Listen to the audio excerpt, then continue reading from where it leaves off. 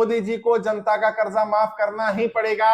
अब मोदी जी के पास कोई विकल्प नहीं रहा है। अभी देख रहे हैं आप 5 राज्यों में कर्जा मुक्ति अभियान की टीम ने कोई आह्वान नहीं किया था, फिर भी नरेंद्र मोदी जी अब भारतीय जनता पार्टी के खिलाफ लोगों ने वोट करना शुरू कर दिया है। उन 5 राज्यों के नतीजे आपके सामने आ जाएंगे, पता चल जाएगा भारतीय जनता पार्टी बहुत ज्यादा नीचे जा रही है। नरेंद्र मोदी जी को 2024 में यदि देश का प्रधानमंत्री बनना है, उन्हें दोबारा सत्ता में आना है, उनके पास जनता की कर्जा माफी के अलावा कोई विकल्प, कोई ऑप्शन नहीं है।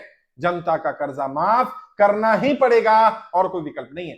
हम सबका, आप सबकी मेहनत रंग ला रही है, हम सबका दबाव मेहनत रंग ला रहा है। 11.5 लाख से ज्यादा लोग कर्जा मुक्ति अभियान में जुड़े, उनकी जानकारी भारत सरकार तक पहुंची। अब सरकार पर दबाव पड़ रहा है, नरेंद्र मोदी जी के पास अब कोई और विकल्प नहीं बचा। और मैं भारतीय जनता पार्टी के कार्यकर्ताओं को, नेताओं को यह कह देना चाहता हूं, हमारी किसी पार्टी, किसी नेता से लड़ाई नहीं है, लेकिन यदि नरेंद्र मोदी जी ने, भारतीय जनता पार्टी ने, यदि भारतीय जनता पार्टी के नेताओं ने, कार्यकर्ताओं ने जनता का कर्जा माफ नहीं किया, केवल अमीरों को राहत देते रहे, तो ये जनता अब उनका साथ देने वाली नहीं है। ये भारतीय जनता पार्टी के नाम में से जनता हटाना पड़ेगा। भारतीय नेता पार्टी रख लीजिए अपना नाम, या भारतीय उद्योगपति पार्टी रख लीजिए, आपको भारतीय जनता पार्टी कहलाने का अधिकार नहीं है यदि आप जनता की कर्जा माफी के लिए काम नहीं कर रहे। जनता की आवाज नहीं सुनेंगे तो किसकी आवाज सुनेंगे? और व्यापारी कौन है?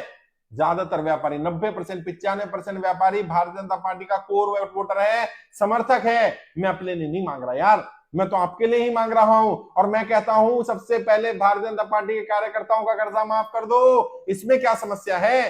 परिवार के परिवार तबाह हो रहे हैं, बर्बाद हो रहे हैं, लोगों को गलत काम करने के लिए मजबूर किया जा रहा है। समूह लोन में देखा ना, महिलाओं को बोला जा रहा है वैश्यावृत्ति कर लीजिए। अच्छे घर की, बढ़िया घर की पढ़ी लिखी महिलाएं, गांव की ग्रामीण महिलाएं, सब गलत काम में जा रही हैं। जितने समूह लोन में महिलाएं हैं, उनमें से ज्यादातर महिलाओं को गलत काम करने के लिए बोला जाता है जब उनकी ईएमआई बाउंस हो जाती है। अभी व्यापारियों को बोला जा रहा है, साहूकार लोग बोल रहे हैं, अगर आप कर्जा नहीं चुका पा रहे, अपनी बेटी को भेज दो, अपनी बीवी को भेज दो, अपनी बहन को भेज दो, हम कर्जा वसूल कर देंगे। और कितना नीचे गिरेंगे। नरेंद्र मोदी जी, अब भी समय है, अब आपके पास कोई और विकल्प नहीं बचा। या तो जनता का कर्जा माफ कर दीजिए, वरना जनता आपको माफ करने वाली नहीं है, क्योंकि आपकी गलत नीतियों के कारण लोग कर्जे की दलदल में फंसे। लोगों की मांग क्या है? जो लोग नोटबंदी, जीएसटी, लॉकडाउन के कारण कर्जे की दलदल में फंसे, उनका कर्जा माफ करना उस सरकार की जिम्मेदारी है, उस नेता की जिम्मेदारी है जिसने नोटबंदी करी, जिसने जीएसटी लगाया, जिसने लॉकडाउन लगाया। नरेंद्र मोदी जी आप ही थे जिन्होंने कहा था नोटबंदी में 50 दिन दे दो। अब तो 5 साल से ज्यादा हो गए, लोगों के व्यापार तबाह हो गए हैं। आपने जीएसटी लगाया गलत तरीके से, उसको इंप्लीमेंट सही नहीं कर पाए, उससे नुकसान हो गया। बड़े व्यापारियों को लाभ होता चला गया, आम जनता पिसती चली गई, आम व्यापारी मरता चला गया, व्यापार तबाह होते चले गए। है, आपने लॉकडाउन लगाया बिना सोचे समझे, आधी रात को आकर के बोल दिया, और 21 दिन का बोला और उसको बढ़ा करके आपने 3 महीना कर दिया।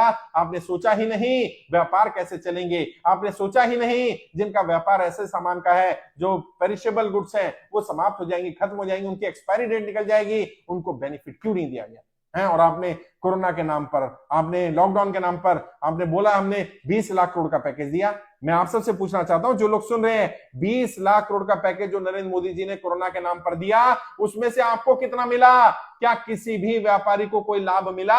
आपका कोई लोन माफ हुआ? आपको कोई राहत दी गई कि नहीं दी गई? और अगर नहीं दी गई तो नरेंद्र मोदी जी वो 20 लाख करोड़ रुपए जनता के थे, जनता के लिए भेजे थे, किसकी जेब में चले गए? कौन खा गया जनता का हक? क्या वो बेनिफिट भी अमीरों को दे दिया गया? क्या उसमें बड़े उद्योगपतियों को राहत दे दी गई? और अगर दे दी गई है नरेंद्र मोदी जी, तो अभी जनता आपको माफ नहीं करेगी। आपके पास अब एक ही विकल्प है, 2024 का चुनाव आ रहा है, उससे पहले या तो जनता का कर्जा माफ कर दीजिए, वरना ये जो 11.5 लाख लोग हैं, ये 11.5 लाख नहीं है, ये 11.5 लाख परिवार हैं, और हर परिवार 100 वोट आपके खिलाफ डलवाने का काम करेगा।